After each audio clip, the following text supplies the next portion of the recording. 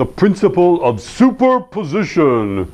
Okay, just simply states that if two waves overlap, then they add. Okay, overlapping superposition. The principle of superposition is that overlapping waves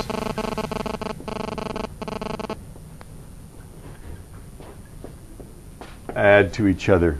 Okay, examples of this: if people talk at the same time, right? Obviously, it's not like one person's talking prevents the other sound from being made. Obviously, the two sources of sound just mix together, and you hear both people talking at the same time, which is distracting at times. Right? If you shine a flashlight across the room, if I shine a flashlight and it hits the wall above Spencer's head, okay, the beam of light shining across the room does not interfere with the light shining from the ceiling to the floor. There's not like a shadow. Beams of light don't cast shadows. We know this, don't we know this? We know this about superposition, right? If you throw two rocks in the pond like this, then these ripples overlap, and if you watch the overlapping ripples, you actually see spots where it's twice as high as it is around in the surrounding places, right? And that's what happens, right? If the crests, let's say these are like 1-inch crests, where two crests overlap, one from this, you have a 2-inch crest, right? So I mean, exactly will add up, right? And it might be, it might be that the shape doesn't allow it to be exactly 2 inches, but it's the energy certainly would be there, right? Okay. And so you can send pulses down, right? And I can send two up pulses. Watch what happens when they overlap. It's like, whoa! There we go. Right? Okay. Don't you get like a super up pulse in the middle?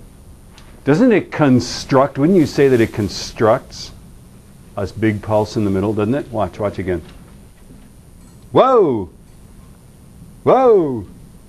Yeah, doesn't it? So this is called, when they overlap like that, that's called interference.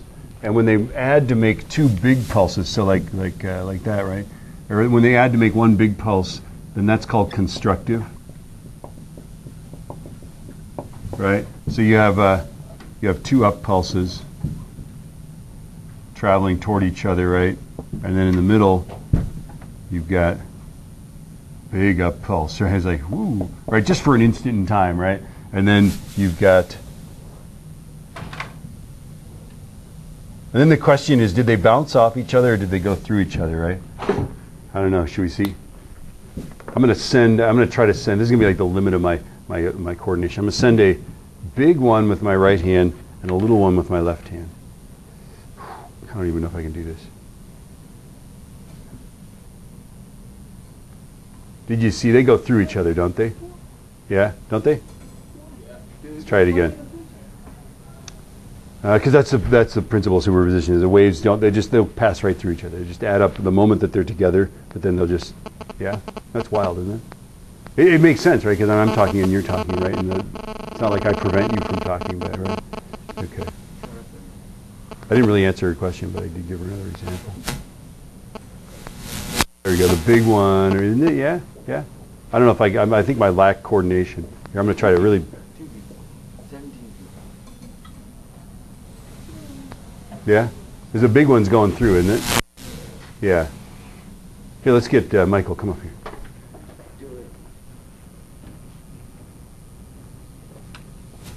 You send one like this big. Yeah, try that. There you go. I'll send a somewhat bigger one. Okay. On your mark, get set, go. Yeah, the big one kept going, didn't it? And the little one went through it. Isn't that wild? That's just wild. Why does it do that? Because it does. I don't know. Quit asking questions. Yeah, go. Is there any feasible explanation for that? Like any? Yeah, I'm sure if you drew the shapes, it would make sense that shape would cause it to keep going. I don't know. Yeah, I mean, I don't. Yeah. Yeah, but there's no like conservation of waves, right? Nobody's ever asked that question, so I'm gonna have to think about it. Yeah. But how come waves can't interfere with each other? Well, they do. The moment that they overlap, they interfere, right? Right. So at that instant, we call that constructive interference. Is that why they slow down mostly? Well, they don't really slow down. They keep moving. The party line is that they keep moving the same speed, right? They just pass through each other, right? Okay. Now, if I send an up pulse and a down pulse, so I send an up and a down toward each other, right? Top of Popeye's arm, the bottom of his arm, right? In the middle, it's like you get, it's like, and then here's where you can really see that they pass through each other, because there's no mistaking the up and the down, right? Here, watch this. It's like, definitely those are going right through each other, aren't they? Yeah? Yeah? So, okay, so where does the energy go? At that instant where there's no deflection, here the energy is in the, the potential energy, the 1/2 kx squared or whatever, twisting that thing, right? Where's the energy here? It's not potential, it's kinetic. So at this instant, this stuff has maximum velocity. Some of it's moving up, some of it's moving down. That's why it doesn't last long, right? But you could photograph it if you had the right timing. You could get that thing absolutely level. You have to have a fast shutter speed because the little things are moving pretty fast. Otherwise, they'd look blurred, right? But yeah, it's kind of cool, right? So this is called destructive interference. Right? Now here's a cool thing. Okay, you can wear these earphones. There are actual things. This is sound, right? This is the sound pulse. This is the anti-sound pulse, right? So they actually have these noise reduction earphones. Here's how they work. They've got a little microphone. They listen to your ambient sound, right? It might be a big paper machine or the roar of a jet engine, and it figures out what that sound is, and then it creates the opposite version of it. So if it's a pressure pulse coming toward your ear, it creates a rarefication pulse, right? And those pulses, and of course it's specific to a certain location, isn't it? Right? So it's tuned to where your ear is. If at the location of your ear, an up pulse and a down pulse collide, what do you hear? Nothing, right? Or greatly reduced. Have you guys ever tried those?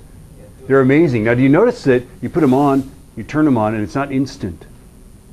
It like takes a little while. It goes, and then the sound just goes, right? And suddenly you're in a quiet, happy place, right? You should try those. They are fun, right? The reason is that it's not trivial generating this stuff. There's like a little computer that's got to boot up, just like your little iPod, right? And then it's got to start running its software. It's got to sample the stuff, and then it can do it, right? They do this in cars. High-end cars have noise reduction in them, right? Because most of the noise you're reducing is very low frequency rumble. You can get rid of that with a speaker under the seat. In fact, it's cheaper fuel economy wise to put a speaker under the seat than to add many pounds of sound insulation. So this is the way of the future, right? And then here's the other benefit of it. You can, if you work in a paper mill, you can wear earmuffs that block out almost all the sound, right? I've got a pair here that are nearly good enough, right? Okay, but what's the problem with like not being able to hear? You might not hear, look out for the forklift, right? Noise reduction earphones can be programmed to reduce the sound of the machinery, but not the sound of human voices, because they're different waveforms, right? So you can hear, they can be set to only reduce one type of sound, but not others type, right? They're programmable like that, right? So you can hear somebody talk clearly over the noise. Why can you hear them? Well, because of the principle of superposition. You're talking, but the fact that there's a much louder noise doesn't reduce the fact that you're talking, which is kind of interesting, right? Destructive, constructive, right? Yay. Okay, so the basic principle, if it's constructive interference, is crest meets crest or trough meets trough, right? And destructive is crest meets trough or trough meets crest, right? And so if you look at these pictures, this is a traveling wave. Notice that these guys are in phase. Yes, so when they talk about phase, right? When you're talking about waves, these guys here are in phase. Their peak is when the peak is, the trough is when the trough is, and so the peak becomes a super peak and the trough becomes a super trough, right? Okay, not to be confused with Supertramp, which was a group that was popular when I was in high school, right? And then here, this one is 180 degrees out of phase, half a wavelength out of phase, right? Here it's a peak, and this one is a trough, and this one's a trough, that one's a peak. Those add up to, well, nothing, right? This is like positive sign, this is minus sign. Well, those add up to nothing. Yeah. On the super one, is that just a picture? Does it make it faster and slow? It doesn't make it faster. It just makes it bigger. It's louder, right? Smaller. Which one? The bottom one. This one?